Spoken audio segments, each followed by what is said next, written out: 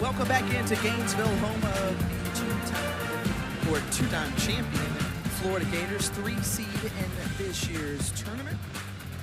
And Keegan Rothrock, the sophomore, is getting the start once again. They rode this arm last year en route to the Women's College World Series, and they're going to need Rothrock once more to help take them back. Without a doubt, their leader, without a doubt, their ace in the circle in her sophomore season. It's been a tough year for her, battling through some injury, but I don't think a surprise to either one of us, Tiffany, that she gets the call. Let's check out the Georgia starting lineup brought to you by Capital One. And we mentioned Lindy Ray Davis and the great job that she did helping to propel this Georgia team. A lifer, as you mentioned, longtime Bulldog.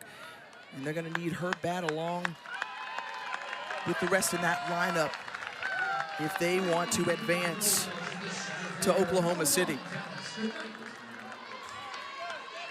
Bulldogs trying to make their 6th trip to the Women's College World Series. Be the first time since 2021. Dallas Goodnight, the senior who leads it off. 345 batting average on the year out of Decula, Georgia.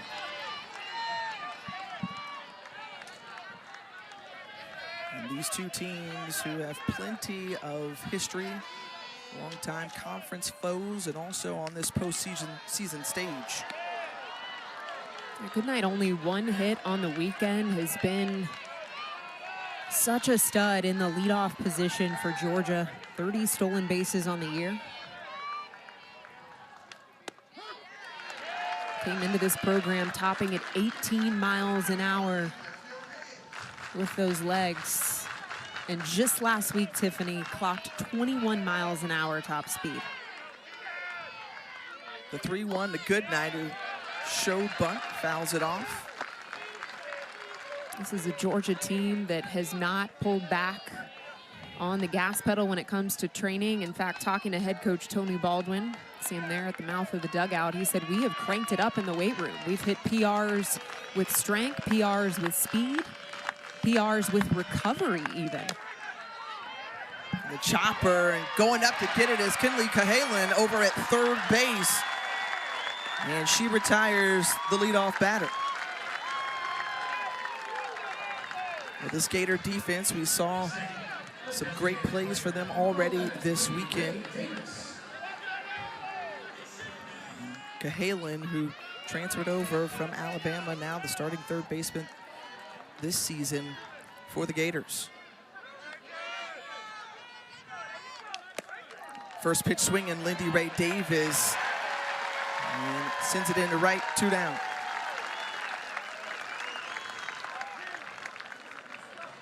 That's the freshman Shoemaker in right field, battling some sun. We've talked a lot about sun, you and I, Tiffany. One of the banes of my existence as an outfielder when I played in college. See the visors, the shades. We got a lot of sun, folks. It's been a hot weekend. Tyler Ellison out of McDonough, Georgia. Swings through that one, 1 ball and 1 strike. Player who's really done a nice job capitalizing on our opportunities. Keegan Rothrock, who we saw in day 1 tie a season high with 7 strikeouts. She said she felt great in that game. One of her best outings of the season. Last year's SEC Freshman of the Year.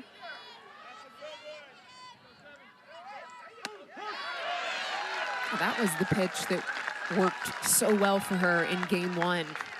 She challenged on the inside part of that strike zone against Georgia, matched that with the rise ball up and in, could take it up and out. Over the head of Rothrock, the double clutch there from Mia Williams, but it is in time. 12 pitches in the inning, 3 up, 3 down, and the Gators coming up to bat when you return.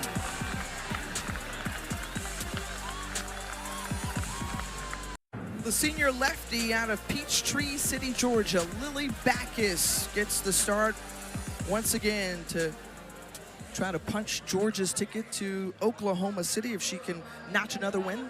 Yesterday, she was able to pick up the victory in a near a complete game performance. 6 in the 3rd innings, gave up 7 hits, only 1 run. It wasn't earned, and so Backus looking to do some more damage and setting the tone from the circle again here today for the Bulldogs. Check out the Florida starting lineup brought to you by Capital One. We said it since the beginning of this series that speed doesn't sleep. Well, it definitely doesn't sleep for Kendra Falby. She's got 35 stolen bases on the air, a true triple threat in the leadoff position for Florida. She's got the speed, obviously, the short game, the pop.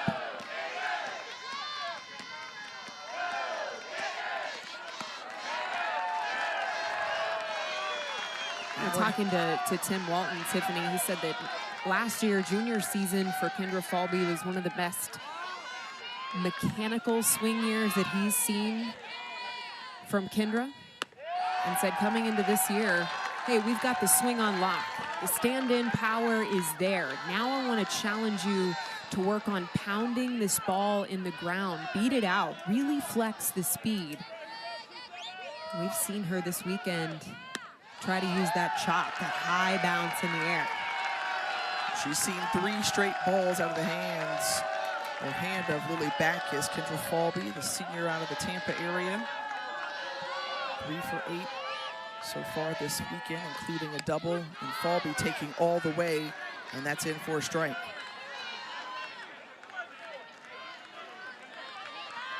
Falby, one of 6 seniors for this Florida team. And what a career she has had.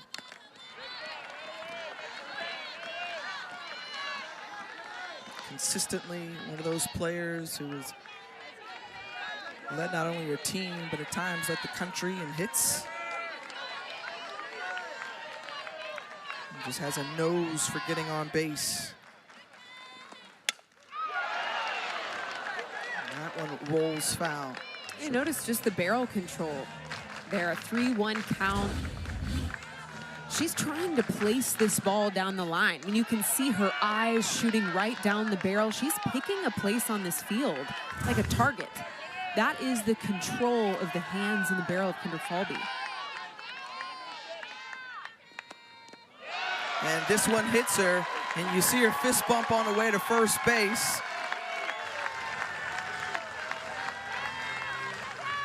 So Falby hit by the pitch, the leadoff runner on here for the Gators. And works this count full and then takes one off the end of the foot.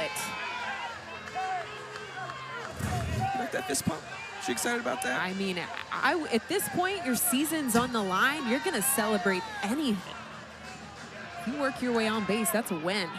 We mentioned the speed of Kendra Falby, 2nd in career stolen bases in Florida softball history, right behind Skylar Wallace. All time, she's got 35 stolen bases this season. We'll keep an eye on her as Taylor Shoemaker at the plate.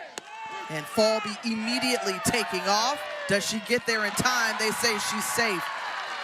And we see Marissa Miller and Lily Backus look to the Georgia dugout.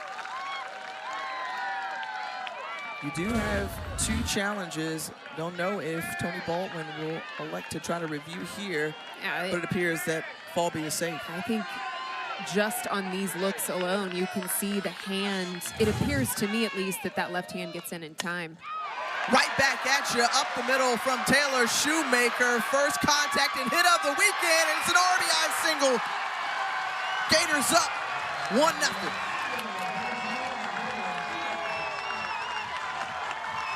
We said in the open that she was a player who was due.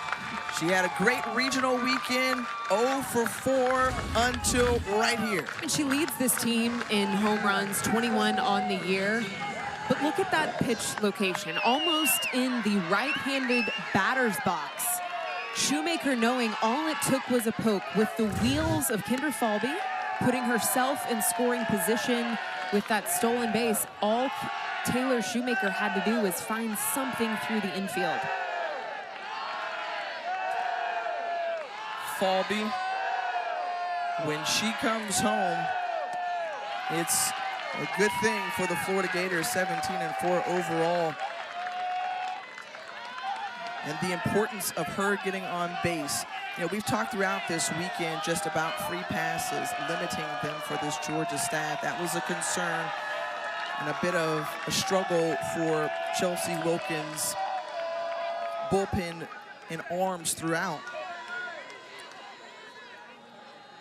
And they've been able to weather the storm. They were able to come back and have that 2-1 victory. But here with a decisive game 3, you've got to play your best ball right now. You know, Florida really was living and dying on that long ball. Even back in game 1, they capitalized on some free passes from Georgia, but the runs that were scored was because they were hitting the ball out of the ballpark. Yesterday, that did not happen. Silenced at the plate. And already seeing an adjustment here early of just more fundamental softball. Hard swings, hard contact. This is now the second time that this team is seeing Lily Backus in the circle. And some action. There's Randy rolling in the pen. We saw a slight adjustment with this starting lineup for Tim Walsh and the Gators electing to move up Reagan Walsh's spot. She and Jocelyn Erickson flip-flop, and this one was lasered, pulled to left field. And back-to-back base hits for the Gators. 2 aboard and no out here in the bottom of the first. It's just the sheer strength from Reagan Walsh that impresses me. I mean, per Tim Walton, this is pure power. She's a pure hitter. She's scrappy at the plate. She gets better when there's pressure involved. I mean, there is nothing, there is no situation that Reagan Walsh cannot capitalize on. I see Walton having a quick conversation with the junior Jocelyn Erickson, who's coming up to the plate. Tony Baldwin coming out of the dugout.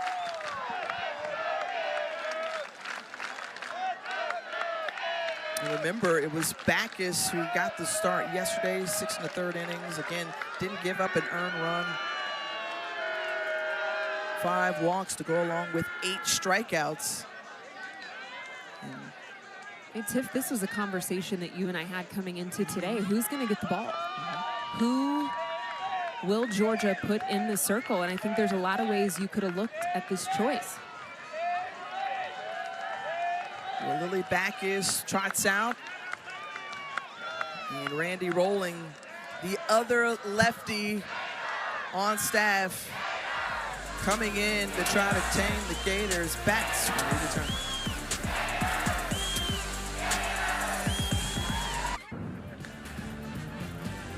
Well, the difference between Lily Backus in game 2 to game 3, big difference there, as she only faced 3 batters. She's responsible for both Walsh and Shoemaker, who are aboard right now, and the senior looks on as now Randy Rolling, also coming from the left side, the sophomore out of Modesto, California. Readies for the first pitch to Erickson. And it's in there for a strike.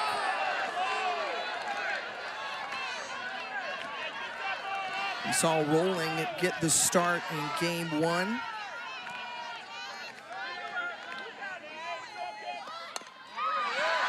And Erickson laying down the sacrifice bunt, and she's safe at first.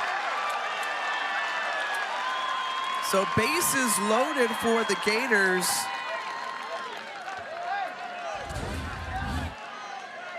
Beautifully executed bunt. You know, we saw 2 different attempts yesterday from Florida. It looked almost on that replay, Tiffany, that there was a double hit on the barrel. There's some conversation on the field. I think Jocelyn Erickson now being pulled back to home plate. Let's take another look at that, because you saw Tony Baldwin walk out of the dugout, and we'll get another eye on it right here. I love the fact that Jocelyn Erickson turns the body around early to get the barrel out front, but you can see it there. It's a double contact Ball hits on the ground and back up onto the barrel. That is the third sacrifice bunt attempt from Florida that's been unsuccessful this weekend. Tiff, you know me well from us being partners for so long. I'm a stickler when it comes to bunts. I think it's a fundamental part of this game that at this level has to be executed when called upon, especially on this stage. It is a detail that just has to be a sure tool in the toolbox.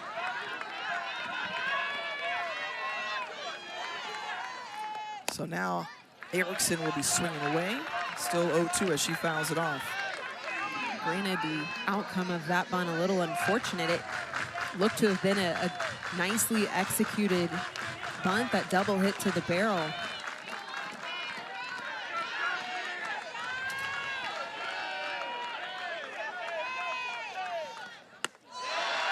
high for ball one. These Gators coming in as a 3 seed, the highest seed since 2018. 16th ever super regional. They're trying to get back to OKC for the third time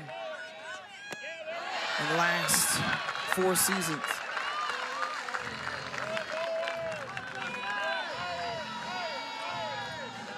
And what a career Jocelyn Erickson has had, coming over from the University of Oklahoma. Been a mainstay in this lineup ever since becoming a Gator. We saw one of the most, at least I know for me, impressive outs at home plate yesterday.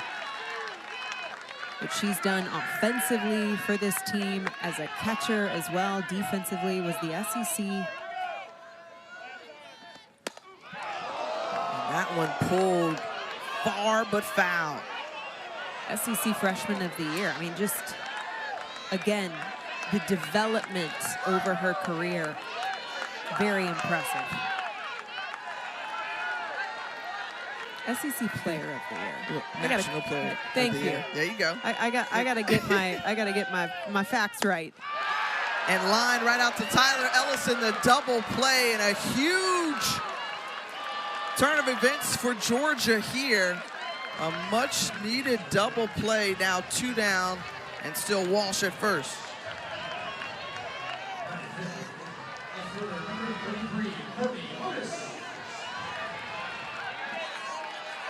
So Corby Otis now steps up to the plate.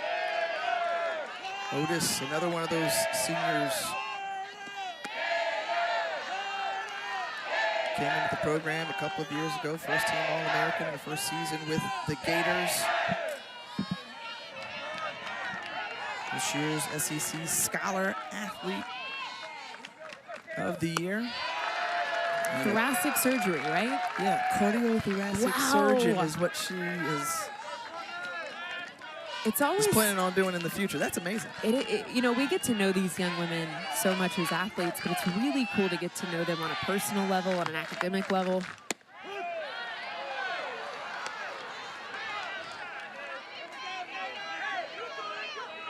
Corby Otis has been clutch all season long, all career long, and described the same by her teammates. Just a baller for this team.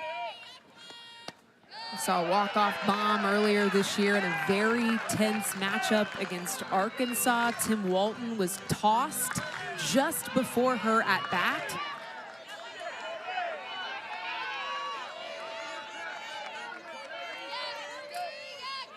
Otis waiting on the pitch. 3-1 inside for ball 4. So Otis trots to first. Walsh moves into scoring position at second. And Ava Brown coming to the plate. When you think back to last year's SEC Tournament Championship, going on to the Women's College World Series, it was the combination of Brown and Rothrock. All year long for the Gators in their freshman campaign, now following up here in her sophomore year. And Brown, who has just been on fire over the last dozen games or so. She has launched the ball out of the park 7 different times. We've already seen it here this weekend. Had that 3-run shot, or rather 2-run homer back on Friday.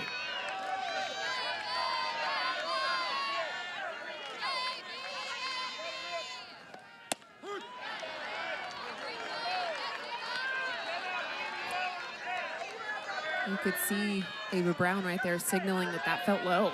And that was a called strike, but she felt like that was out of her range.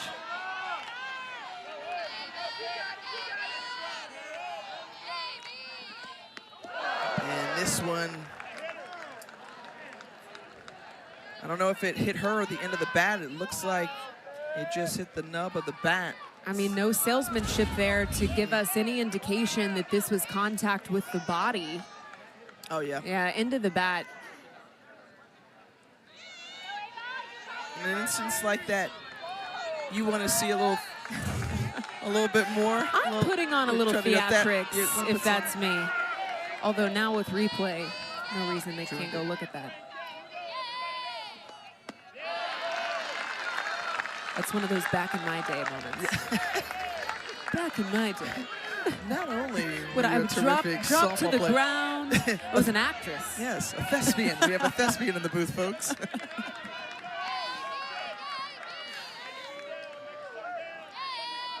The payoff pitch. Fouls it off. You and I have had those conversations. Just what an impact even replay has been on this game. It's hard to even imagine that there was a time where that wasn't part of the experience. How important that's been to getting calls right on the field. 100%. The chopper through the 5-6 hole. Reagan Walsh is held up at third base. And so the 2-out single from Ava Brown loads the bases here for the Gators. This inning has been a pass the bat mentality. Starts with the hit by pitch. It's the free bag. We know that's been the Achilles heel for Georgia all year long. And then it's been just chipping away at home plate for the Gators. 3 singles. That unlucky double play off the bat of Jocelyn Erickson. This one popped up by Mia Williams and out of play.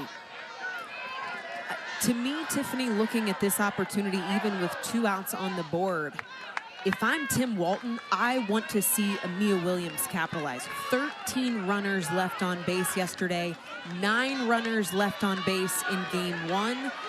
Here is a moment, bases juice, 2 outs, find a way to cash it in.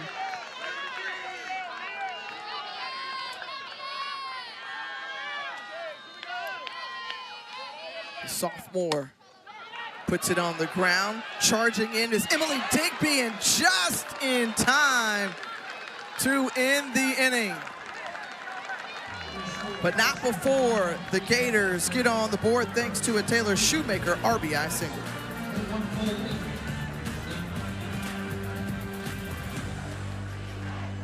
Experienced it, lived it, and won a couple of national championships in the process. As this is what's at stake for both of these programs. Georgia trying to make their 6th Women's College World Series appearance. The last time they were there back in 2021, and their road through Gainesville to get to OKC. For Florida, they're eyeing their 3rd in the last 4 seasons. It would be 13th overall for this very proud program. The postseason standard for both of these programs, and oddly enough, the history in that chase of another Women's College World Series appearance runs deep. Popped up to Holtorf, and Jaden Goodwin was quickly retired. Now, to your point, Florida owning the overall season series history, but in postseason, they've come through Gainesville a couple of times, have the Georgia Bulldogs back in 2016 and last in 2021, and shocked the Gators, swept them both times. So they've got a 6-2 advantage here in the postseason and Super Regionals, but we could very well see Either Georgia rise to the occasion again or Florida turn the tide here. Well, if history serves as a mirror of what maybe is to come, some foreshadowing. Great glove work by Reagan Walsh. They're going to say she is out as Sarah Gordon moved sharply down the first base line. JT D'Amico is trying to get some greater clarification. Another look here. I'm going to be shocked if this doesn't go to replay. To me, it looks like Reagan Walsh's glove takes her over the chalk line.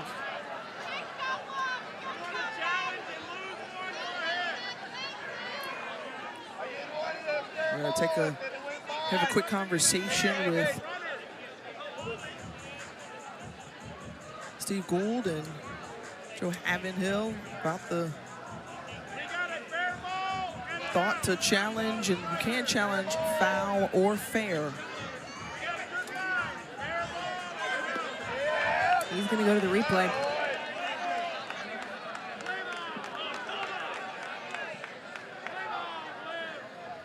Georgia is challenging the ruling on the field of a fair ball. This call is under review.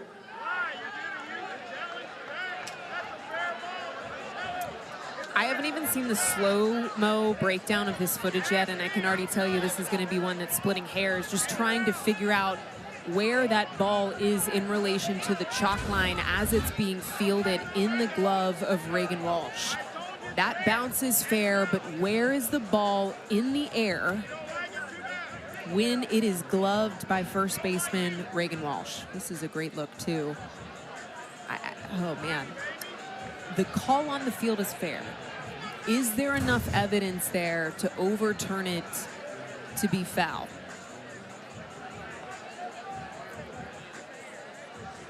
But I believe they called Sarah Gordon out. Fair ball, out on the field. Right. But judging by that angle, that last angle where her glove was when she received it, does it pull her over the line?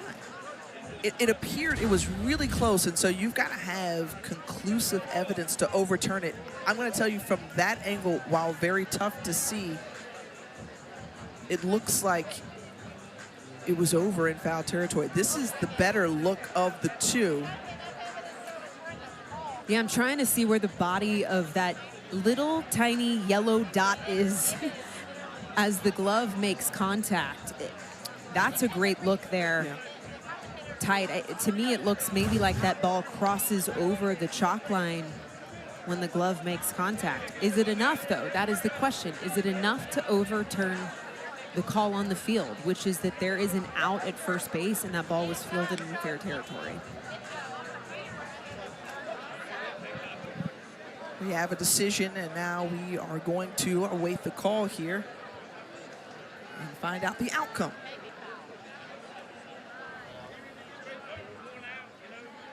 After review, the call on the field is upheld. It is a fair ball. Runner is out. Georgia's first challenge. And Aaron, again, it goes back to your point, as the challenge unsuccessful for Tony Baldwin. He has one remaining. Was there enough conclusive evidence to overturn it?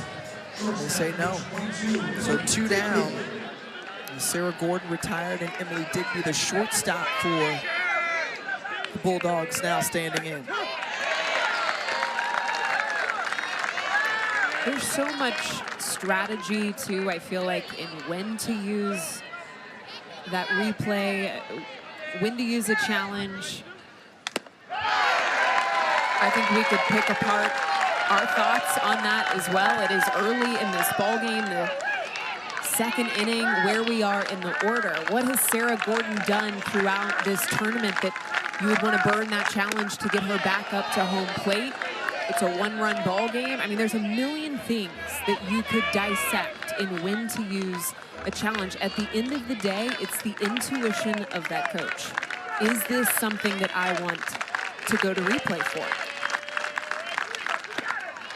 I mean, think about the momentum shift there. If that falls in favor of Georgia, Sarah Gordon pulled back up to the plate hitting .333 on the year, 9 home runs. That could be a momentum change for this Bulldog team. Emily Digby now standing in the batter's box, one of the hottest bats through NCAA play, hitting over .550 this NCAA tournament. A full count. And the pitch sent into right field. Shoemaker is underneath it. And that ends the inning. A 10-pitch inning for Keegan Rothrock with the Gators coming up to bat when he returns.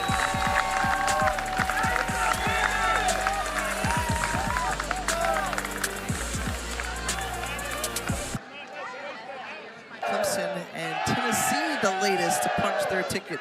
Carlin Pickens and Tennessee taking it on OU on Thursday. Remember, the Lady Vols bested the Sooners during the regular season.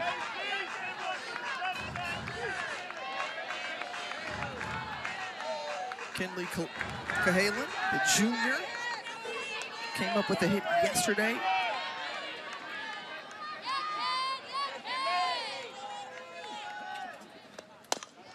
Tricksville, Alabama. And we got into this conversation just about the type of player that Tim Walton likes to recruit and find in his program, whether he's recruiting you as a freshman coming in or transferring into this program. And Cahalan was one of those players that was a right fit coming over for Bama. Spent 2 years as the starting shortstop for the Tide. And took her time in the portal, per Tim Walton. Said he was biting his nails towards the end of that journey, and it took one conversation, really, one long phone call, the right questions asked. This is something that Tim Walton really takes a lot of pride in, is those questions, making sure that he puts all the cards on the table. Typically, when a player enters the transfer portal, they're looking for something. There's an experience or role that they are looking for, and man, it has been a fit for Kinley Cahalan. On the 1-2 pitch, and pulled foul down the right field line, and the fans on the berm and on the grass enjoying themselves. It's a full house here in Presley Stadium. 93 degrees, humidity, some clouds in the sky, but knowing what's at stake, that one's going to be a fair ball. And a base hit for Cahalan. Well, here's tonight's Sunday Night Baseball matchup, the series finale between the Dodgers and the Mets. 7 Eastern, 4 Pacific on ESPN, ESPN Deportes, and ESPN Radio. Our coverage begins with baseball tonight. Sunday Night Countdown following our action here in Gainesville. Mets defeated the Dodgers yesterday, 5-2.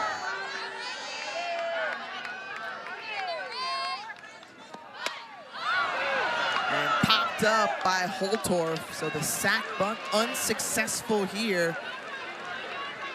Not only is that the 4th bunt attempt that has not been executed by the Gators, that is the 2nd pop-up bunt just by Riley Holtorf in the 9-hole. She's been asked to execute that play twice and has not been able to get the ball on the ground. Brings us back to the top of the order. Kendra Falby, who was hit by a pitch last inning. Only the 2nd base hit on the weekend for Kinley Cahalan. This is the 2nd inning in a row that the Gators have gotten a leadoff on. And this time, it's Falby who pops out, and Lua Williams is there. So 2 down after Cahalan with that leadoff single here for Cahalan. Let's see what Shoemaker could do. Last time she was up, had that RBI single, but a theme throughout is the runners left on base, as you've mentioned, Aaron. This is without a doubt the adjustment that has to be made for Florida. I would be shocked if that topic was not discussed after, at minimum, yesterday's game, but I mentioned 9 left on in game 1. Obviously, they took the loss in game 2, but even 9 left on. I mean, that is meat on the bone. Shoemaker, the RBI leader who produced the lone run of the game last inning. That RBI single. She's closing in on single season records here at Florida for both runs batted in and home runs.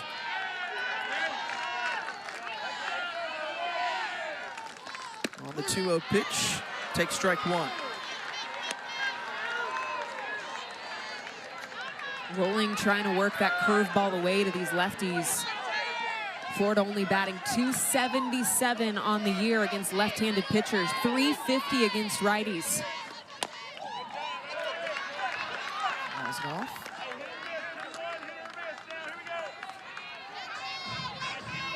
And a player admittedly coming out of high school, Esperanza in Fullerton, California.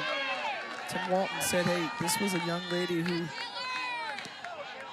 was maybe overlooked by some, but they knew that she was #1 in their books because the way that she has produced this season, she has quickly made noise. Top 3 NFCA Freshman of the Year finalist and another base hit for Shoemaker. Went 0 for yesterday. I am so impressed now. 2 back-to-back at-bats and 2 base hits that have been pitches out of the zone, Tiffany. Not just a good hitter that can hit good pitches, but a great hitter that can hit borderline pitches. And she's a freshman. But when you look at this Gator lineup, the way that these batters are protected from one batter to another, and Reagan Walsh, another great example of that, just so deep. You already mentioned this, but the swap in this lineup, there's been 2 changes for the starting 9 for Florida. Reagan Walsh moving to the 3-hole, flip-flopping now with Jocelyn Erickson on deck in the 4-hole. On the 0-2 and into the glove of Goodnight in center field. So a couple of runners left on base here for the Gators. They're still on top.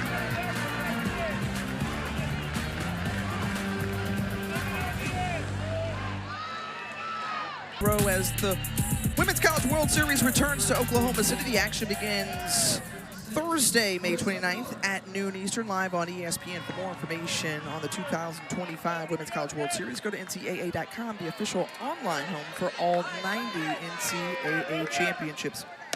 Marissa Miller, first pitch swinging, and flies out to center field, 1 down.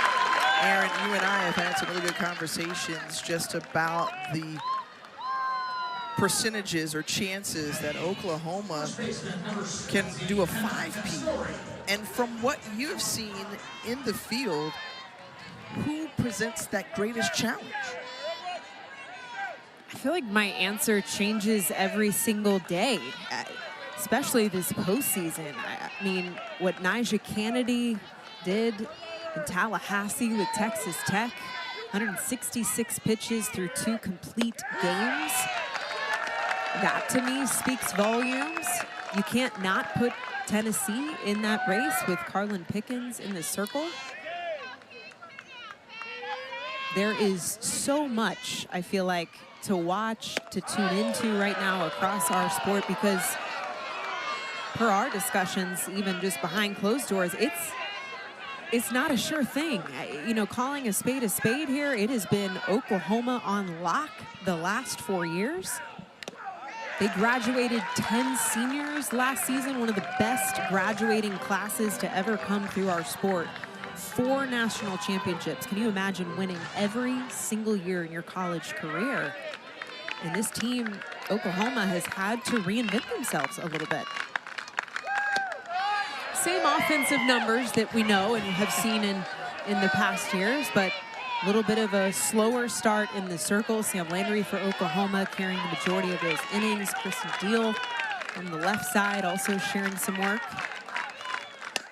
And Cass Story on that 3-2 pitch and gunned over by Holtorf at short. And 2 down. What do you think? I mean, we've seen a lot of softball this season. Well, I do think it's wide open. I mean, I think that's what makes it fun. You want the parity when you go into this part of the year, and so it's I'm not exactly sure. Certainly, you think about a team like Florida, who's been there, who's got that experience and pedigree, a perennial power. Is that one lined into left field, a 2-out base hit for Mua Williams. But also, I think of a team like, you know, Georgia, who's kind of coming in as an underdog, right? Unseeded in this year's tournament, trying to get back for the first time since 2021. Can they shake things up if they're able to advance? How about Arkansas with Bree Ellis at the plate? She's one of the 3 finalists for National Players of the Year. That'll be a Game 3 tonight. And I'm also looking at a team like either South Carolina, UCLA, you know, South Carolina trying to get there for the first time, 30-plus years, UCLA. Obviously, the winningest program. I mean, so that's what makes today so fun, because you don't know, and that carries into OKC next week. And then Texas, who's been in the Champ Series the last couple of seasons, facing off against Oklahoma. Can't forget about the Longhorns. I mean, to me, also looking statistically at what Florida has done all year, strong in all categories. Defense, offense, pitching. And how about some great pitching there from Keegan Rothrock, her first strikeout of the afternoon. When you've got this leadership in the circle, how can you not be a contender for a national championship? First K of the game for Rothrock. You've got to have pitching, right? You hear it all the time.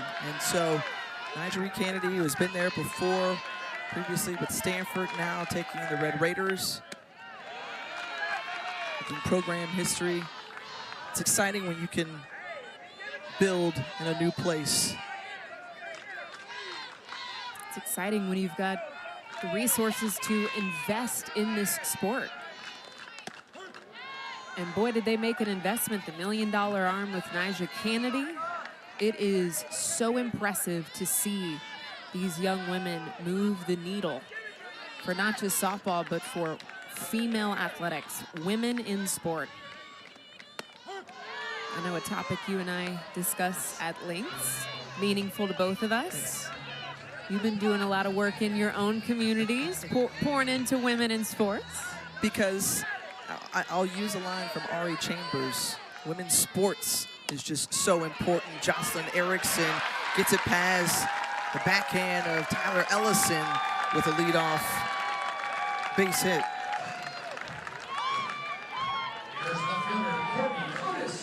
Gator girls, stay hot. Well, it is steamy.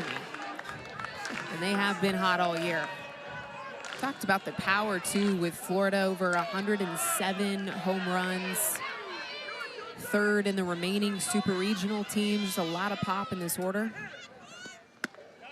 Didn't see a home run yesterday. Saw 2 in game 1. They came into this weekend averaging nearly 9 runs in the tournament. They won 3 games via run rule to advance out of the regional round here into supers. And this is a high-powered offense for the Gators.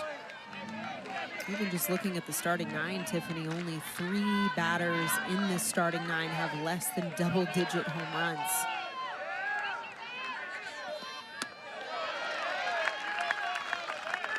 Inside to Cordes, they've gotten the leadoff runner on in each of the 3 innings. Leadoff single here by Jocelyn Erickson. Corby Otis looks at strike 2. And the same location. She's watched 2 balls on the outer half of this strike zone called as strikes. To me, that tells me she's setting on the curveball in the inner half of the zone and gets it.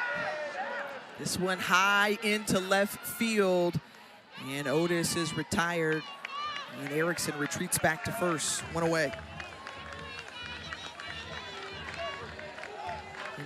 CA Hall of Fame inductee from 2024. And Tim Walton will have an opportunity to talk with him going into the top of the fourth.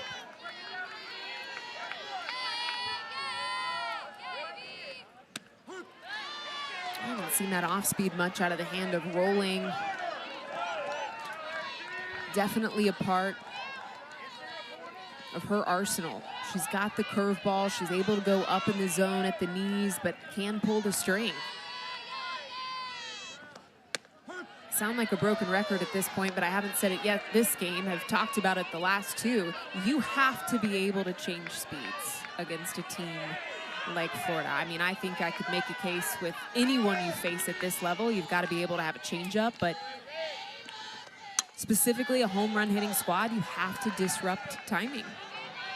And that was so important when we talked with Tony Baldwin during the regular season about the need for his two lefty arms to be able to change speeds. He really loved the job that Rolling did during regional play to help them get here.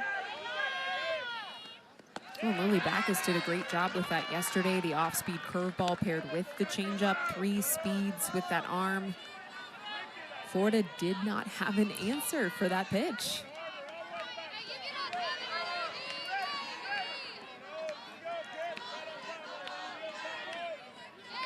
The 1-2 to Brown. And fouls it off. Ava Brown was one of those home runs back in game 1.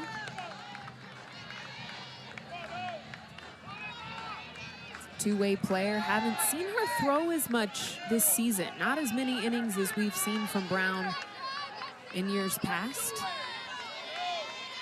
She was 16-5 the season ago with 124 plus innings. This one again skying into the outfield. And Brown is retired. Did you feel like at points when we saw Florida over the last 2 days that they were pressing at points? I mean, having 3 runners left on base back in the first, 2 last inning. Did you feel at points they were pressing? I think if you look at when they have scored, just in this game, it's when things have been made simple. Let's not try and be a hero here. Let's not try and put the ball out of the park. Let's simplify the game, make it a little bit more bite-sized. Let's hunt pitches. Let's make good, solid contact. Let's get the ball in the strike zone. Let's commit to a game plan. And that, I believe, is what they executed well in the first.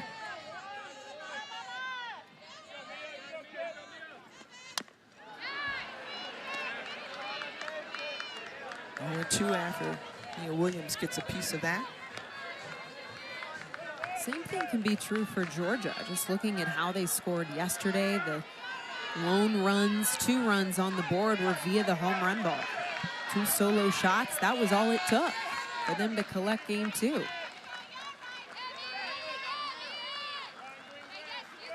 The 0-2 pitch. And the backhand and the hop off of the glove of Mia Williams. And Mia Williams is safe with the single. As Mia Williams couldn't handle that one. And this was the conversation we just had, Tiffany, of hard swings, hard contact, good things are going to happen. What does Mia Williams do? Well, she barrels up this ball hard down the third base line, and Mia Williams unable to put the leather on it.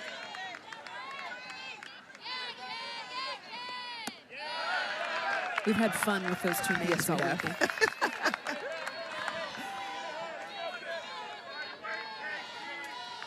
Halen, who singled her last time up, one of 4 lefty batters in this Gator lineup. Came over from the University of Alabama, said, I want to play for a national championship. I want to be challenged, and felt that the fit was immediate after a phone call with Tim Walton. Took a lot of visits. Tim said it was a long journey, but it was a sure thing once they linked up.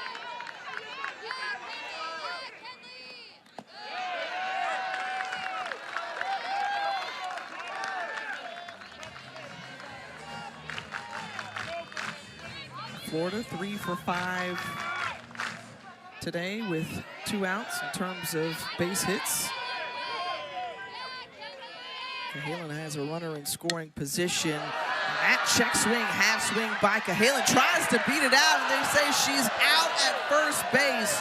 And immediately, Tim Walton comes onto the field and signals for a challenge or review here.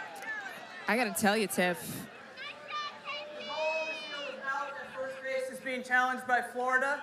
The play is under review. Blind eye, I thought that was safe at first base, so not shocked that Tim Walton immediately goes to the headset.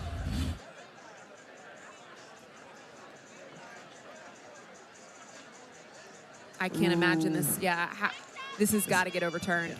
Call on the field is out. I feel like there is, without a doubt, enough evidence there to make a change. Foot hits the bag.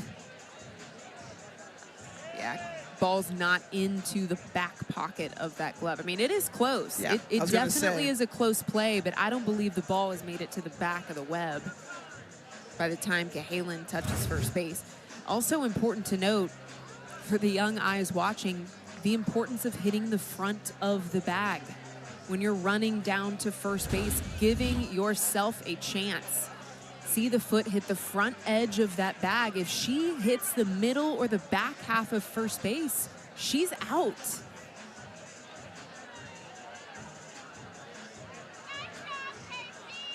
So great angle and look there. It was definitely a bang play there at first.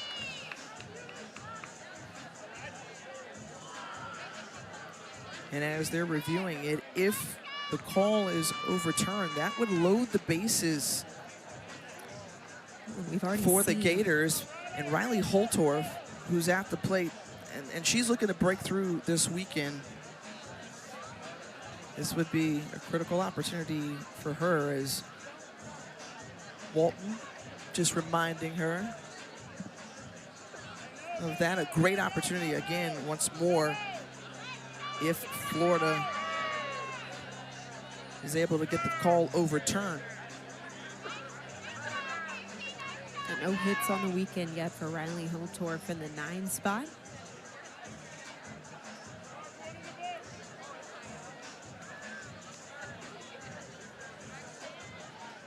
So I think we've got an answer. Let's listen in. After review, the call on the field has been changed. The runner is safe. Florida's first challenge. Walton successful in the challenge. Couple of base hits now for Kinley Cahalan. Smiles there. Now we'll see if Riley Holtorf, the 9-hole hitter, can drive in her teammates.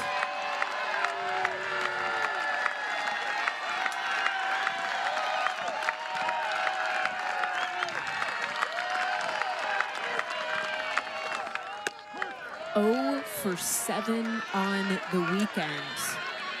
And the confidence still remains. Tim Walton giving Holtorf this opportunity.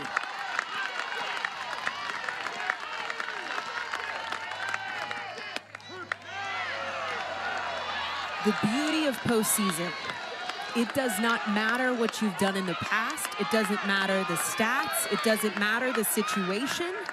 If you get the opportunity to do the damage, can you execute? Can you find a way?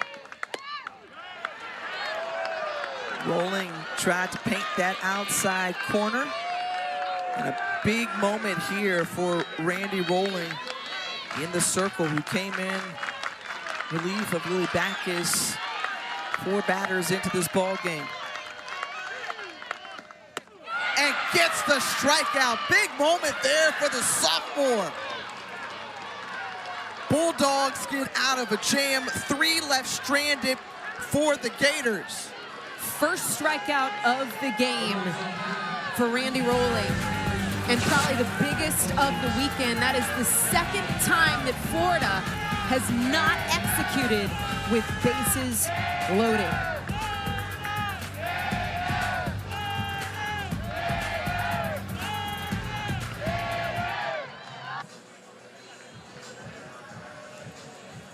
numbers so far with the sophomore arm for the Gators, giving up 1 hit, no earned runs.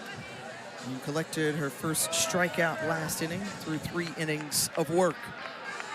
Yeah, second time now that she'll get to face Georgia. It's always something I look for too when you got a lineup now stepping in for the second time, the adjustments that they're going to make. It is such a chess match between pitcher and offense as game plans and pitch sequences start to develop as the innings progress. In game 1, Rothrock was lights out on the inside part of the plate, hammered under the hands against the Bulldogs. It was that location, both against lefties and righties, that was lights out. This is an arm too, Tiffany, that's known for a rise ball. She's known to float and spin the ball up in the zone, but was able just to really rely on hitting spots.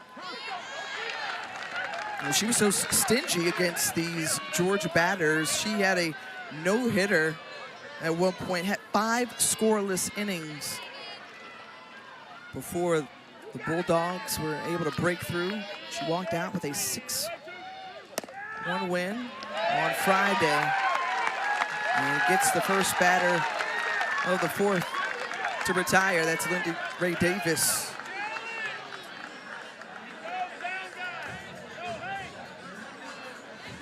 We'll have an opportunity to chop it up with Tony Baldwin in the bottom half of this inning. It's so fun to get a chance to chat with his players. And we asked the question, what is it like to play for Tony Baldwin? We immediately got giggles. That was the first answer we got, was a lot of smiles, a lot of giggles, and just a lot of admiration for this man. Said he's a girl dad, he's human first, softball player last, cares about us as women, wants to develop us for life beyond just the sport of softball. I mean, it was clear that these young women love to play for Coach Baldwin.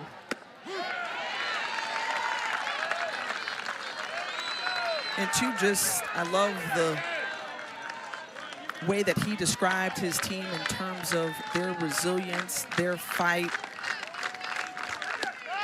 And a lot of positivity as Tyler Ellison is caught looking, frozen right there. Rothrock with her 2nd strikeout of the game. Now continuing to settle into the strike zone, keeps this ball at the knees. You can see the screwball spin. That pitch has been money all weekend long. We spoke about the injuries earlier this game that Rothrock has battled. Per Tim Walton looked the best he's ever seen her in February, January through offseason, and then hitting the ground running in February, but was out the majority of March. Kind of an undisclosed injury. We know she battles with compartment syndrome in that leg, had surgery in high school to try and mitigate the pain and the symptoms, and has really been managing the work through the back half of this season.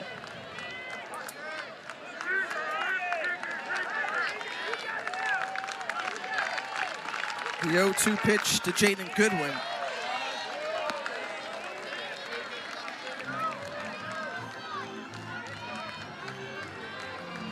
So Goodwin, junior out of Paris, Kentucky, AKA Shorty. Gets a piece of that one, stays alive. She was teammates, or rather her team, Jaden Goodwin's team, playing travel ball, faced off against Keegan Rothrock to get to the championship, PGF final, 12U division.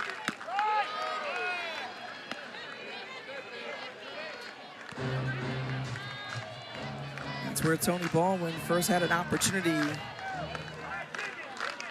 to see Goodwin. He's got 2 balls and 2 strikes. Rothrock readies. Count full.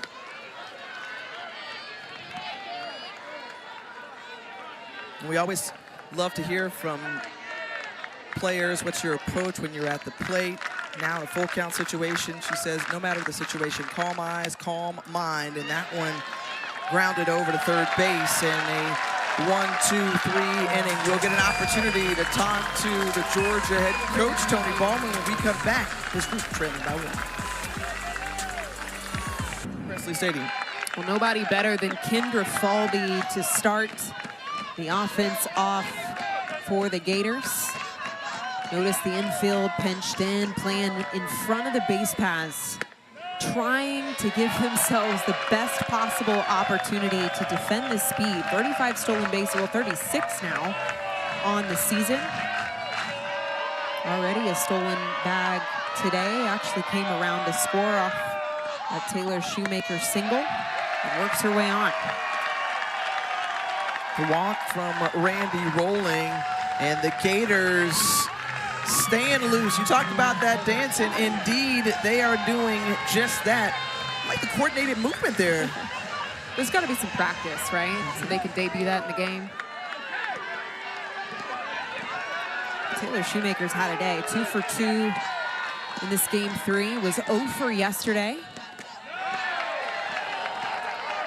The Gators RBI leader, one of the top 3 National Freshman of the Year finalists, and Shoemaker made good after the leadoff batter was aboard back in the first inning. To your point, Aaron, they've gotten the leadoff batter on each of the 4 innings now. And Shoemaker takes ball 2. But with 21 home runs on the year, makes sense. She collected 4 walks in game 1 against Georgia. Not seeing a lot of strikes. Already today, Tiffany, the 2 base hits, both of those balls well outside of the strike zone. We've mentioned just the range of Florida, their ability to reach and throw the barrel at things that fall outside of a textbook strike. I think of my history of calling softball, my history of playing the game, some of the best offenses in the nation are able to hit balls that aren't necessarily strikes and hit them well.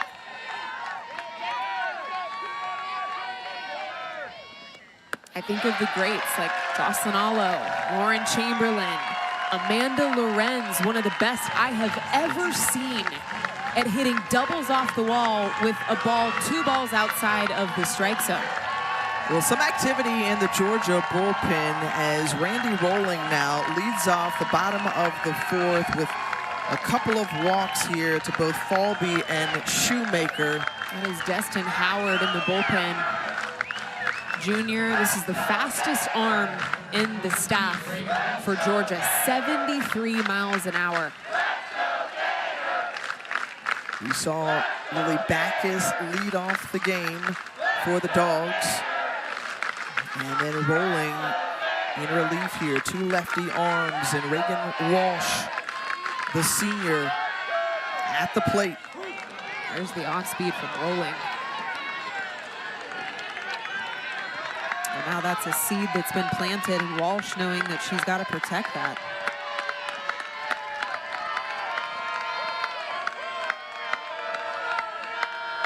The 0-1 pitch. Good for strike 2. I'd go back to the changeup. Rolling hasn't thrown that pitch a ton. It's not a card that she's had to play quite a bit just here in game 3. She didn't play it a lot when we saw her yesterday. Excuse me, game 1. When we look at Reagan Walsh, 2-time All-SEC first-team selection, one of the feared hitters in this lineup for the Gators, one of the top RBI producers in Gator history. And this one in foul territory, and right there, Emma Castori is there to catch it, and Walsh sits down. It's important to remind, too, for those of you tuning in, game 1, Florida takes the W but leaves 9 runners on base. Game 2, yesterday, takes a loss, a close loss, and leaves 13 runners on, and already here through 4 has left on 8. Jocelyn Erickson, the great Gator catcher, at the plate now. 8 base hits, scattered through this Florida lineup. That one run, they're wanting to add some more to that total. This group trying to get back to the Women's College World Series for the 13th time in program history. And Tim Walton hoping to see his crew go back-to-back to OKC.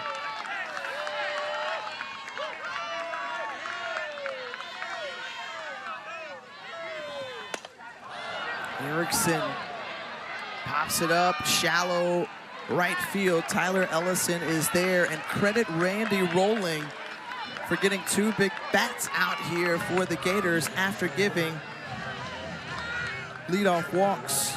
Chelsea Wilkinson, now pitching coach, coming out to have a word with Randy Rolling. You know, it has been Houdini-level magic what the Georgia pitching staff has done, getting out of bases-loaded jams, runners in scoring position, no outs, less than 2 outs. I think of 4 different opportunities yesterday where Lily Backus was back against the wall and dug her way out of a jam. And Randy Rolling potentially an out away here of getting herself out of an inning where she walked the 2 first batters she faced. Well, she had that job to come in relief for Backus back at the first inning. First pitch, or first at batter, was Johnson Erickson, who hit into that double play.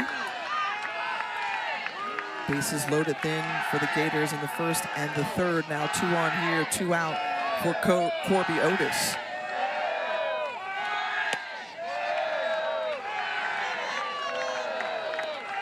Otis, one of those great action leaders for the Gators. See the seniors' numbers throughout the NCAA tournament, hitting right at 400.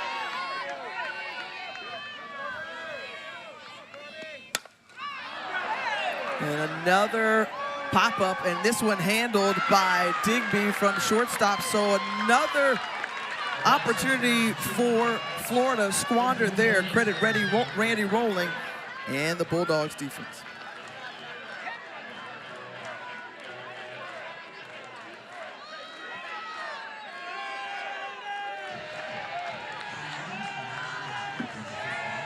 Seventh, some great softball action will continue beyond the Women's College World Series. A number of familiar names and faces who have played the college game. Moving on, and back here in Gainesville in a 1-run ball game. So the Georgia Bulldogs very much in this one. They picked up just 2 hits against Keegan Rothrock in Friday's loss. Bulldogs came back with the timely hits yesterday. A couple of solo home runs to help them notch a 2-1 win and push for a Game 3. Starting off here with Sarah Gordon. What does this Bulldog offense need to do against Rothrock? Well, I think that it's the same adjustment for both of these squads, which is doing the little things. When called upon, lay down a bunt. Find your way on early. Set the table. Simplify the game. It's almost like an extra level of focus that has to be present. In fact, talking with Tony Baldwin early this year about the focus of this group, he said, sometimes I feel like we just go a little autopilot late in weekends. Throughout entire SEC play, more than 6 times it came down to the rubber match, a Game 3. They went 0 for 6 in the rubber match. Leadoff walk there to Sarah Gordon, and he said, look, my group was in these games. I mean, we were pushing to the final out of a game. First time in program history with no SEC series wins. But they were battling all throughout. Well, he said sometimes it literally came down to a pitch, to a swing, to an out. And that's kind of how this ball game feels. Again, bunt attempts. I will die on that hill. That is a part of this game that just has to populate, especially on a big stage. In the opportunity to move a runner, the tying run into scoring position. We'll see if Emily Digby goes back to that bunt. It feels like Georgia's they're in striking distance. I mean, one swing could change this game, and that has been something they have tried to turn the corner on all year long. And one of the things that Tony Baldwin talked about in terms of the strength of his team this year, their ability to move on. And find ways of optimism. Hey, we've got to get better. And they have had their chances, come up short. But here, in the most important game of the season, as you mentioned, Aaron, just trailing by a run and still some ball game left. The Bulldogs hopeful that they can execute in these moments. Now Emily Digby down 1 and 2, so gonna have to swing away here.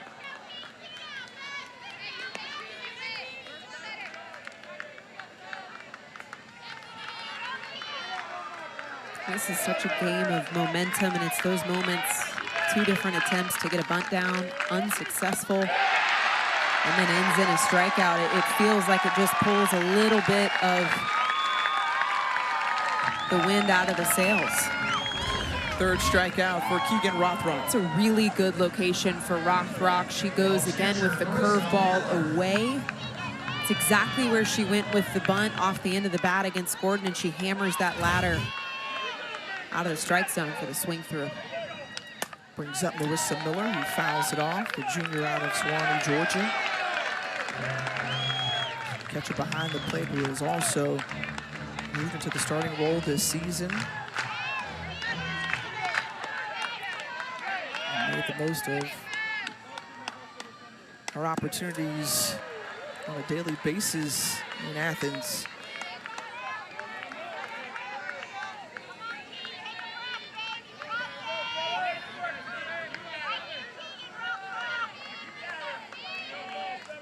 The pitch.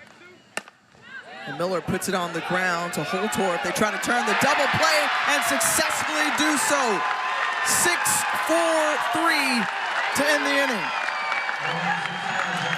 In a game of momentum, this would be a moment that Florida has to lock in on and rally behind. It's the double play to end the inning. Florida and Georgia, big rivalry. They always duke it out no matter the field of play, but this one ever so important. An opportunity to make it to the Women's College World Series. The winner would advance and face 6th seed Texas Thursday from Devon Park.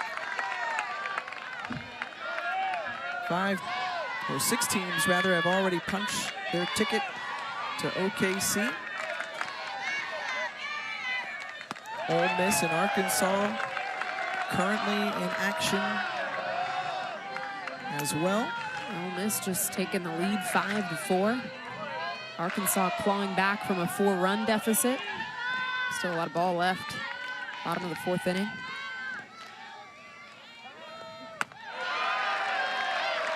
Eva Brown at the plate, Nia Williams on deck, and Finley Cahalan in the hole for the Gators this inning.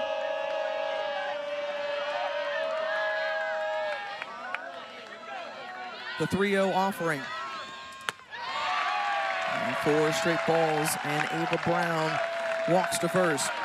Well, it's a Memorial Day tradition. The NCAA Division I Men's Lacrosse National Championship game is on ESPN. Top-seeded Cornell takes on number 2 seed Maryland Terrapins for the title. Coverage begins Monday at 1 Eastern from Gillette Stadium in Foxborough, Massachusetts. Cornell defeating Penn State yesterday. Maryland downing Syracuse.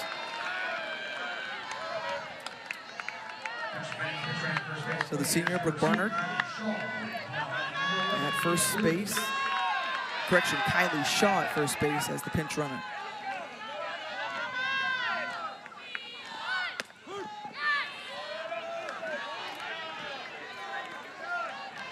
Yet another leadoff on for Florida. That makes 5 of 5 innings where the leadoff has found their way on first base. Nia Williams, who singled her last time up, fouls it back behind home plate. You got to credit Randy Rolling in the circle. Giving up some free passes early. She and her defense have found a way to get out of some jams. Walked the first 2 last inning, induced 3 pop-ups to get out of it.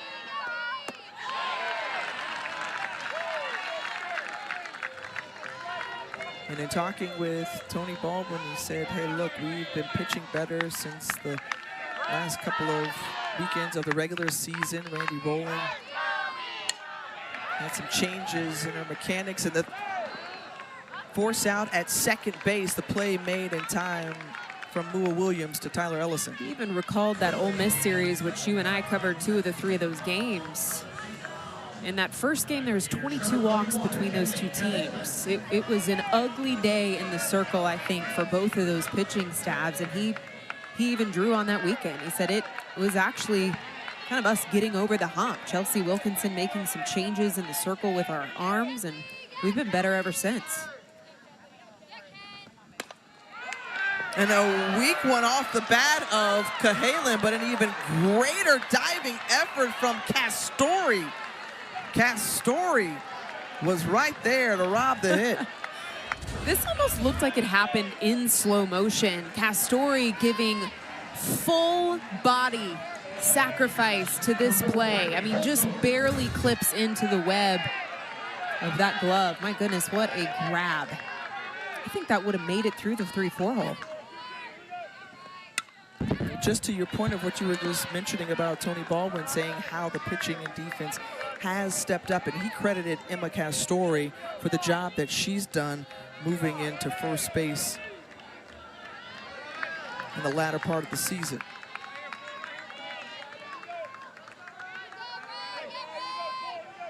The 9-hole hitter, Riley Holtorf.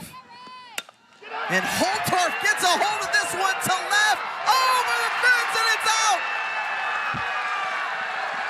Holtorf, who had not had a hit the entire weekend, comes up with a 2-run blast. Tiffany, this is what postseason's all about. 0 for 8 on the weekend.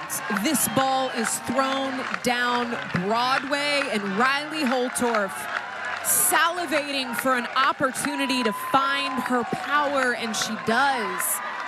Off the bat. I mean, you knew it off the bat. Oh, the way that feels. I mean, I have goosebumps. It is just a weight of the world off your shoulders. We showed images earlier and themed it the joy of softball. That was a great example right there. Holtorf was due. And tacking on that much-needed insurance for Florida here to stretch it out to a now 3-run lead. Listen, I get it. I think if you are an outsider viewing it, you'd think, man, another opportunity, 0 for 8 on the weekend. That is the confidence, right? That is the intuition and the rapport that Tim Walton has in Riley Holtorf, and it pays off. Sometimes you just know. You know when to stay persistent. You gave her the shot there. Those are some big insurance runs. Falby, and the speed of Falby not going to catch up. So 2-out single from Kendra Falby. Mark my words, you're probably going to see Riley Holtorf go on a tear if her season continues. If this score holds and they punch their ticket to the Women's College World Series, you're liable to see that 9-hole go off. I mean, that might have just broken open the floodgates for her.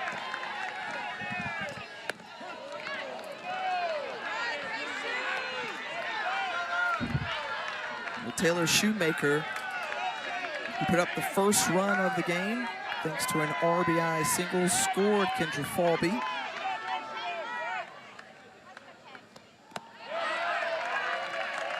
I mean, that 2-run homer from Holtorf extends the lead out, but Shoemaker, who's gone 2 for 2 today, walked her last time up. And all smiles in the dugout. Maybe the Those dances worked too.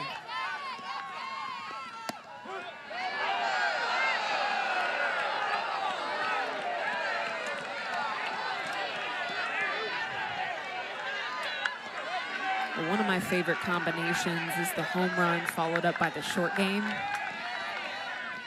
It's killer formula, one that just feels like it's salt in the wound if you're defense, and Kendra Falby does it. Kind of that swinging bunt.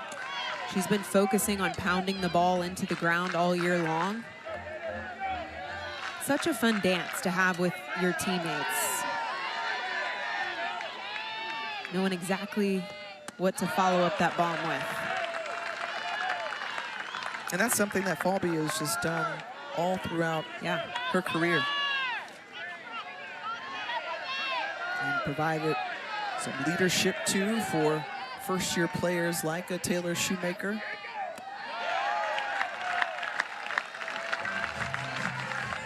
And Shoemaker 2 for 2.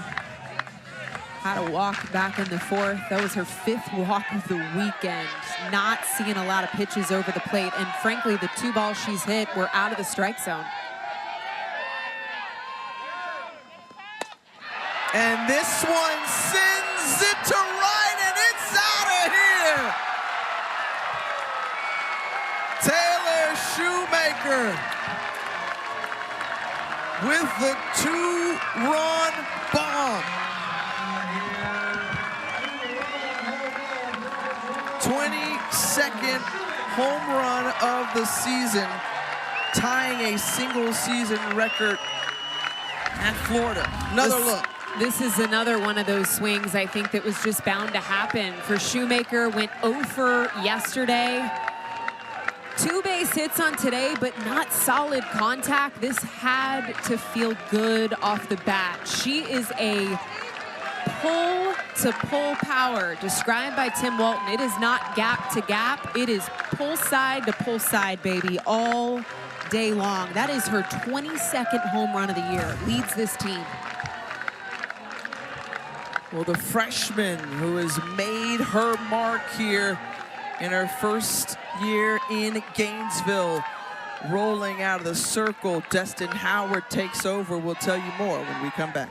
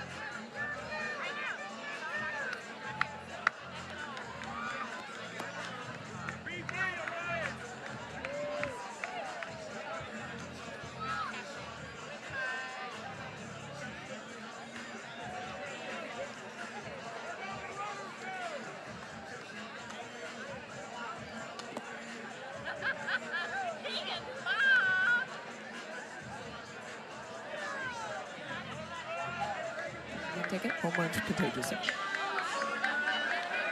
Well, the home run ball contagious here in Gainesville. What was 8 left on base through game 3. Finally, the floodgates open, and it starts with the 9-hole Holtorf and the freshman, Taylor Shoemaker. 2 2-run bombs, and we all of a sudden have a 5-0 ball game in the 5th. We had over an hour weather delay, and since then, Florida has unleashed 4 runs here. Bottom 5. Destin Howard now in the circle. The junior out of Macon, Georgia, taking the reins.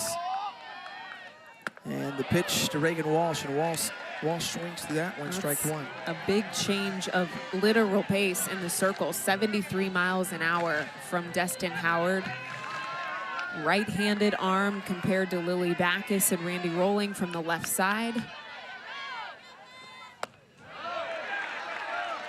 She works north and south. You're gonna see rise ball, you're gonna see drop ball, late bite, hard bite. It has given Georgia a lot of good innings as of late.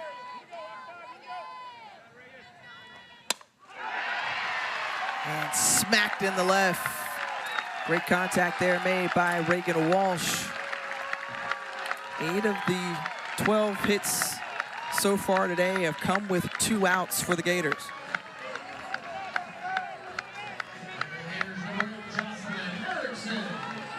A little more freedom right now from Florida. I think a topic of discussion between you and I was just feeling like Gators were pressing at the plate, trying to do too much.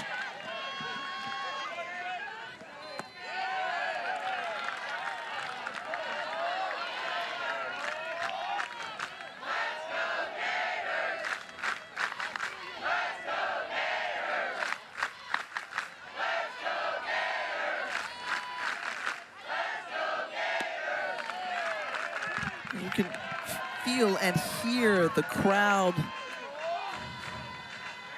sensing that the Gators, if they hold on, could make a return trip to the Women's College World Series. That was the pitch right there, 2-0 count. You see what's at stake. These are 2 postseason teams. 16 super regionals for Florida. Last year was their 12th time to the Women's College World Series. They won their 6th SEC tournament. They won over 50 games that season. And the talent has only continued to get better. So many returning faces like a Jocelyn Erickson. And this Gator group wants to join Oregon, Oklahoma, Texas, Texas Tech, Tennessee, and UCLA. All who have punched their tickets to OKC. That's the same level of expectation for Georgia. 3rd straight super. This is their 14th all-time, and they've been to what I call the promised land in Oklahoma City, the Women's College World Series 5 times. The last one they had to walk through Gainesville en route to OKC. It scared the people behind home plate.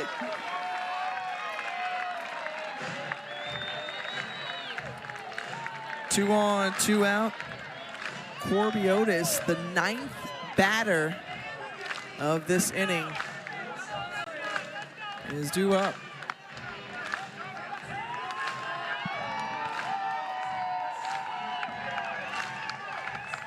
We've long talked about the standard, the expectation that's been set here since Tim Walton took over now in his 20th season. Won back-to-back national championships in 2014 and 2015.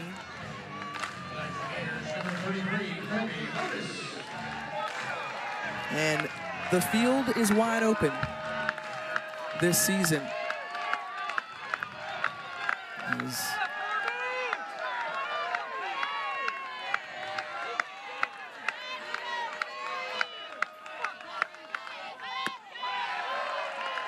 The question mark was, could Oklahoma repeat?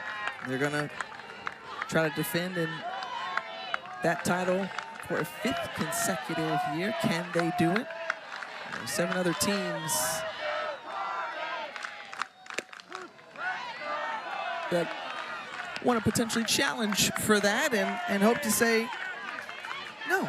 Well, the first team they're going to face in Oklahoma City is Tennessee, who took 2 of the 3 during SEC play. Carlin Pickens taking them down twice.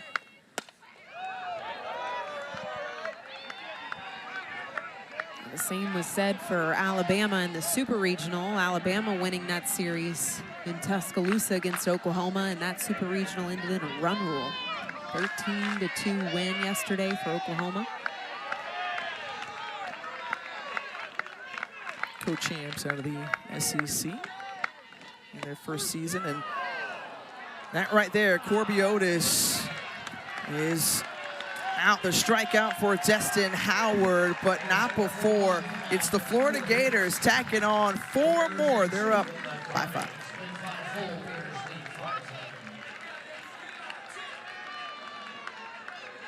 Florida 6 outs away from advancing to the Women's College World Series. 3-seed hosts facing off against the Georgia Bulldogs. And Keegan Rothrock has had 5 scoreless innings, only allowed 1 hit so far today, and she's got to face off against Hannah Davila, the pinch hitter for the Bulldogs, right here.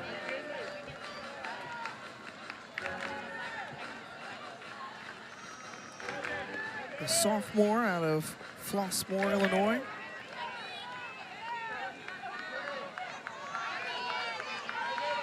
And we've seen her already in a pinch hitting situation this weekend. Comes in again for Emma Castori in the 8-hole. One of the things that just jacks me up, fires me up, is when I see a pinch hitter get a chance to step into the box, and the first thing she does when she sees a pitch in the zone is pull trigger, and already we've seen her take 2 hard hacks. The 0-2 goes up and tries to chase, swings that one, and sits down. The strikeout for Rothrock. It's 4th of the day for Rothrock. She's rocking.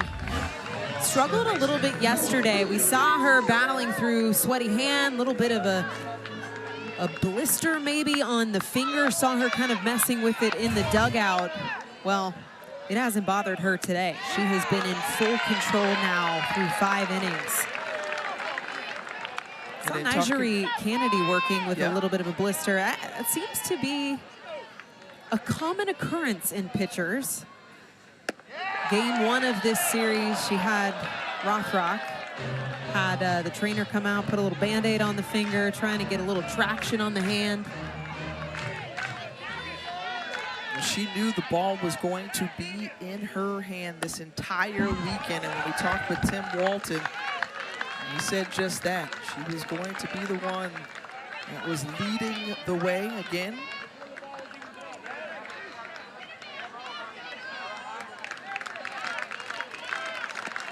And that time off that you mentioned that she couldn't pick up a softball, just really helped to reload on that mental game.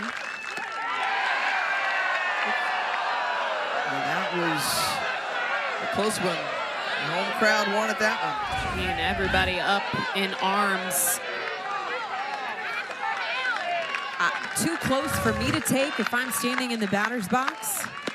Moore Williams swinging at that one. Back-to-back strikeouts for Rothrock. To me, the only word I can think of right now is freedom for Florida. Finally, the floodgates open offensively, and you are seeing Keegan Rothrock just slice the zone, hammering the strike zone against Georgia. She's been 3 up, 3 down the last 2 innings and pacing to do that again here in the 6th. Well, time running out for the seniors. Dallas Goodnight, one of the 4 on this team. They've given so much to this program. Just been a well-rounded leader. And this one is gonna drop. So the 2-out single for Dallas Goodnight. And she's not done just yet. She's hoping that her Bulldogs can rally back here.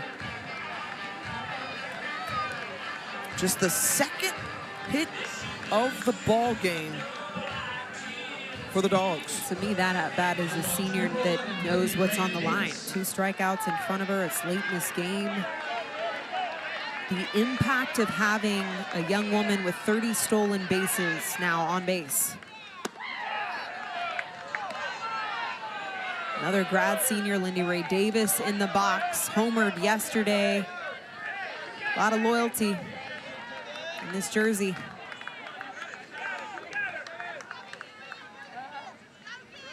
She's come up with big hits and big moments. Obviously, you mentioned her solo home run yesterday, which was so important. Got the Bulldogs on the board, and then Emily Digby added another to help them come out with the dub Saturday. That's Stephanie Van Brankel-Protho, first season pitching coach coming over from Memphis. Actually was the pitching coach at Alabama from 2012 to 2021. And this is a young woman that coached some pretty incredible All-Americans, likes of Montana Fouts and Osorio. By the way, Alexis Osorio with the most filthy rise ball I've ever seen. She ate my lunch with that pitch. Dave Brickle Prothro, who was also a great pitcher herself at Alabama, was the 2006 SEC Pitcher of the Year. Has that chat with Rothrock. And ready to go again.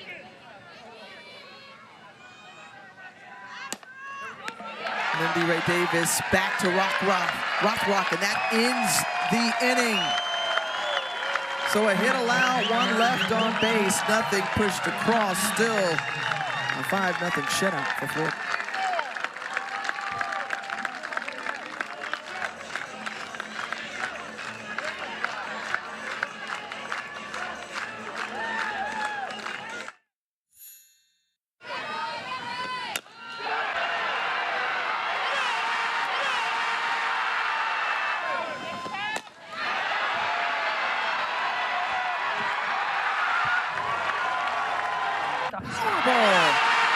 Riley Holtorf with her first hit of the weekend. And then just moments later, Taylor Shoemaker doing her thing, the home run leader, jazzing it up there with a little celebration dance afterward. And the 100 club for home runs this season. And you see Florida right there with 107 bombs this season. Just eclipsed Nebraska, who was eliminated today by Tennessee. So it's Oklahoma and Florida at the top of those ranks remaining in this tournament.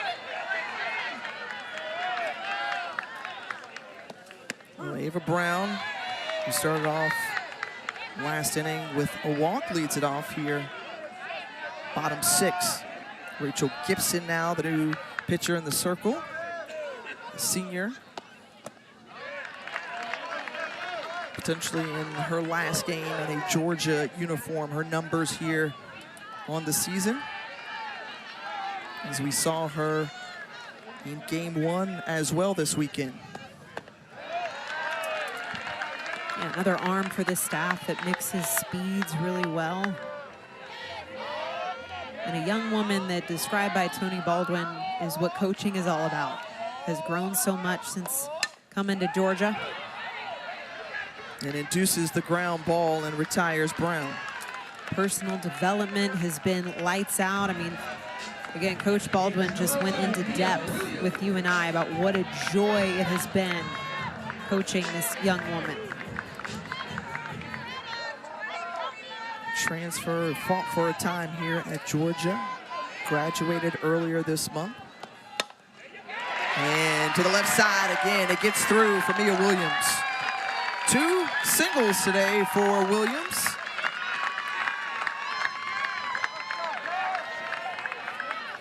And Mamma Mia, you like that? That's fun. You think that's Mama? We love the nicknames. We love the play on words. We love it all. There's been some good nicknames this season that we've discovered. Goodwin for Georgia, that's Shorty.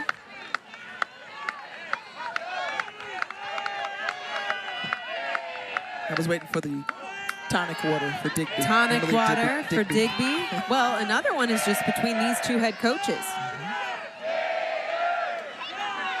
Long time friendship between Tony Baldwin and Tim Walton. The toss over and getting the force out at second base as the pinch hitter Cassidy McClellan is at first. And what's their connection there? We heard a little something about we did. Room Dogs? Room Dog was the nickname that Tim Walton said to us when we had asked him about the friendship with Tony Baldwin. These are two coaches that spent some time coaching the women's national team dating all the way back to 2019. Have traveled to France, Chile, Columbus. They've traveled the world together. Ireland, actually, as well. It was a fun story that we probably won't have enough time to get into there. But They probably picked up a couple of good Guinnesses there in Had the to. process. Yeah. You can't go to Ireland and not. Nope. Brooke Barnard, the pinch hitter, who hits it into right.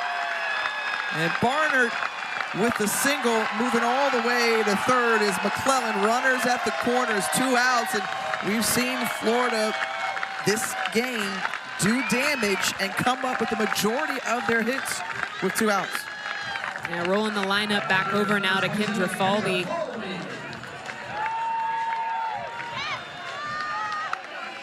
She applies so much pressure defensively, and now runners on the corners, 2 outs. Something through the infield, a poke. I was so impressed by the barrel control of Falvey.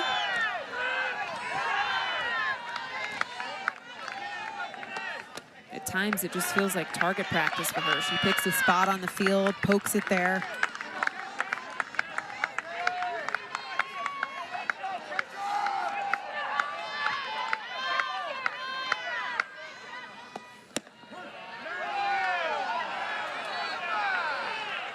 Those exciting players to watch.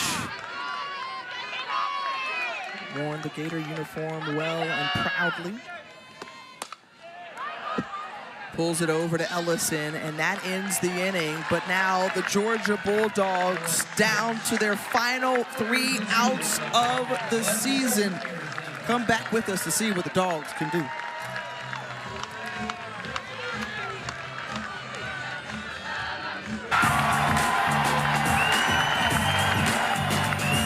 Get your groove on. If you're not having a good time, sorry for you folks, because it's postseason softball, always exciting. Glad to be alongside Aaron Miller, Tiffany Green here with you.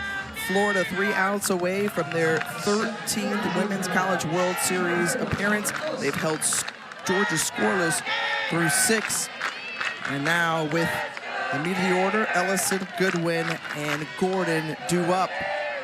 Can the Georgia Bulldogs keep their season alive? And this one fumbled by Holtorf at short. And so the error by the shortstop allows Ellison to reach first base safely. I don't know if that ball had a little bit of English on it, kind of a squibbler off the end of the bat, and Holtorf gets eaten up off the heel of the glove. And for this Georgia lineup, hits have been hard to come by. Just 2 hits in this ball game given up by Keegan Rothrock as she has glimpses of what we saw from her in that Friday win. This is part of the meat of the order, Tiffany, too, that you, in covering Georgia, you and I have covered Georgia this season, talking to Tony Baldwin. This team goes as Goodwin, Gordon, and Goodnight go. And right now, stepping in the box is Shorty herself. Jaden Goodwin, who we had a chance to talk to coming into this weekend, feels calm, feels composed, feels confident. And launches this one into right, and she's feeling good after that swing. The 2-run homer from Jaden Goodwin. Bulldogs on the board.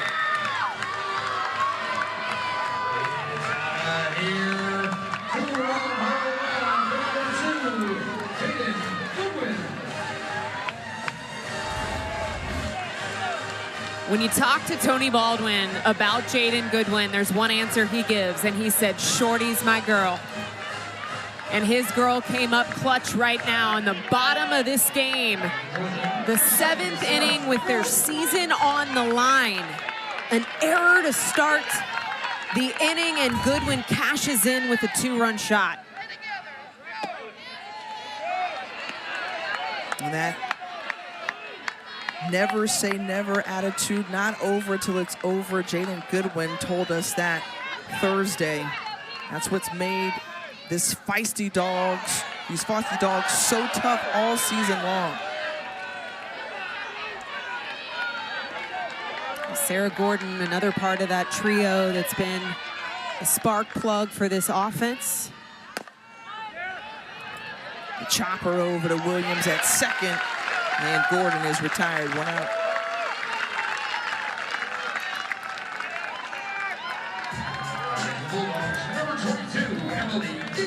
But you see the smiles from Goodwin because she's still very much hopeful. These Bulldogs have been relentless.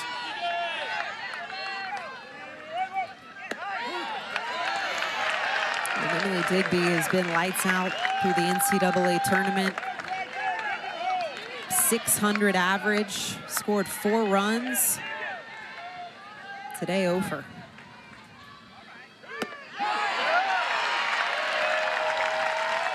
Trailing in the count now, 0-2.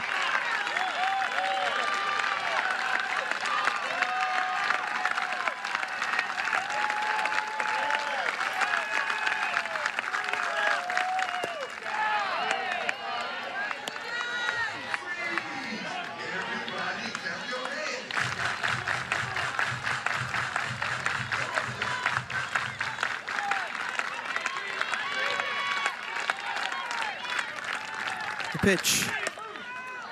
And this one in the center field, going back near the warning track. Falby is there. And 1 out remaining. Florida closing in on a return trip to the Women's College World Series. The fans stand to their feet here at Presley Stadium.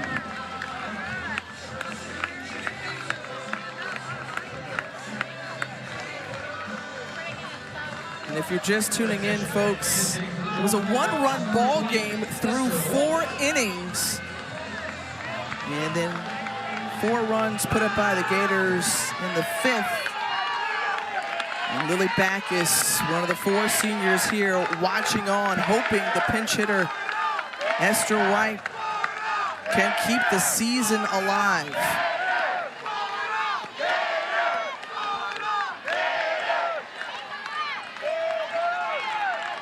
One of the young pups on the roster out of New Johnsonville, Tennessee.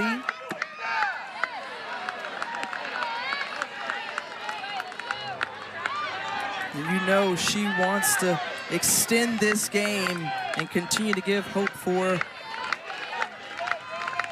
her seniors.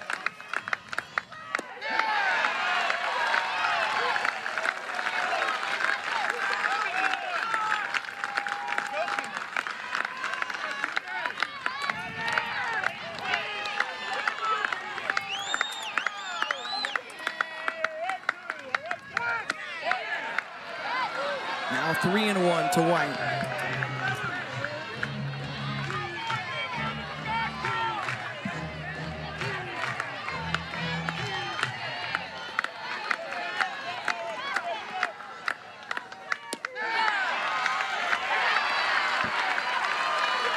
Count draws full.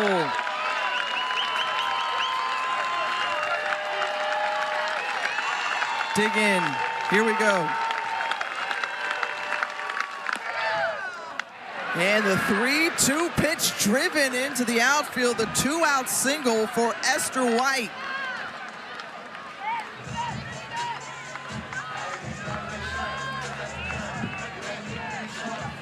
It's the name of the game right now. This is a team that all season long has battled until the last pitch. They have been in the fight.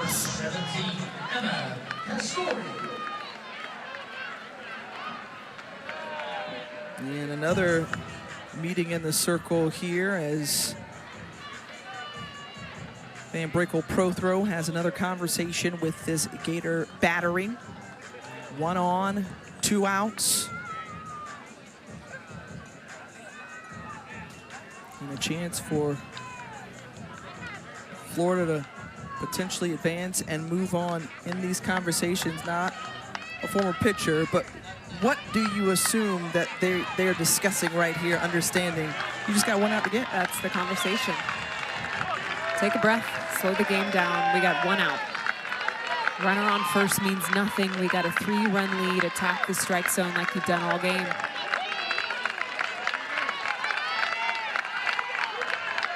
It's up to Emma Castori. The sophomore sees that in for strike 1.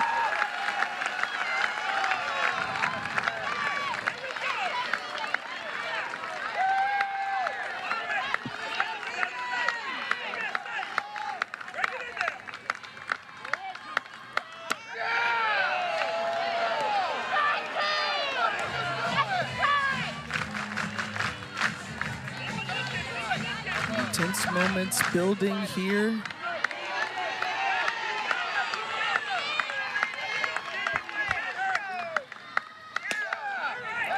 Over to second, and that short, that does it, that's it.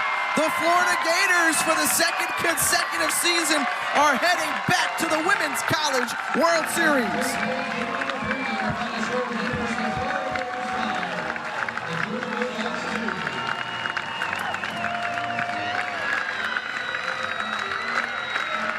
Third appearance for the Gators in the last 4 seasons.